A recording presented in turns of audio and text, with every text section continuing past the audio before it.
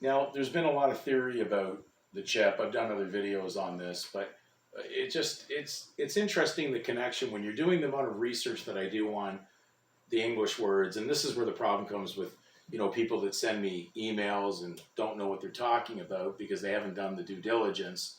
And when I get to the point of ignoring you, it's only because the fact is that it means every email that I've sent to you, you're not reading it, and then you keep on sending me something not dealing with the previous subject matter. So it happens, and there's not just one culprit. There's numerous people that do this, and so just basically when I start to just completely ignore you, if I haven't talked to you and you've sent an email, certainly just remind me because we get a lot of emails. So sometimes you get lost in the cyber world of emails, but it's not deliberate on our part. But when you're someone who's sending me things and you're not listening to the previous email, then if I ignore you, it's because I warned you that's what will happen. So we're dealing with the word chip, and interestingly, the word chip, when I was doing research on it, many people have had the theory that there would be a chip placed into everybody. No one would be able to buy and sell without having that mark.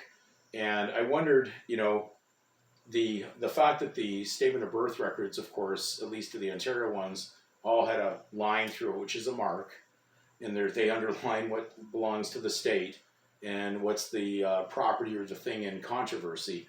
And so when we look at how would you control population, and you see that they've already done this with animals, they've been putting microchips in them for ages, and so this is nothing new in technology.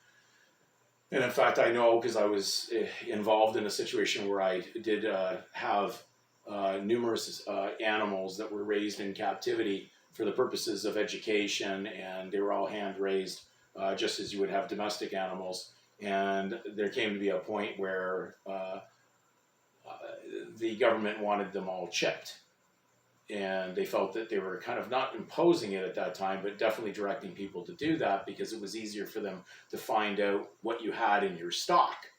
So having the animals chipped made it a lot easier for scanners to go through, and then they had all the data that was on those chips. I even asked the veterinarian one time regarding it, and when I really got down to it, the technology of he could not really make a complete determination that would lead me to believe I was really in control of what that chip was. It was actually something that was from a foreign source, and therefore it did involve that being in the animal, and therefore you lost possession of it. So even doing something as simple as that, you lost dominion over the animals by putting in a microchip in that animal. So the property that you would have had as dominion under Genesis chapter 1, that talked about you being given dominion over the animals, not dominion over man, but dominion over the animals, basically, provided you what would have considered to be that control and that overall, if we want to call it ownership in that sense. But once you put that artificial chip in, you lost that. So it's amazing when you mix something that's artificial in with nature, it's over. So that's what's happened with your legal name. And that's why they created the human. So the mankind is now operating what it considers to be the cattle called humankind, and they want to put a chip in it. So it makes total sense. So when I looked into Noah Webster's 1828 on chip, before I got the chip, they had a little section above it that said chip, cheap, chipping. And then it says, in the names of places imply a market. And then it has to buy and sell. So I thought that's quite interesting that was that a coincidence? I don't think so. Things have been laid out for a long time. And so you just keep on finding more and more connections because of doing the due diligence. So you can understand if you don't do that, you're really not going to get a solid foundation of knowledge.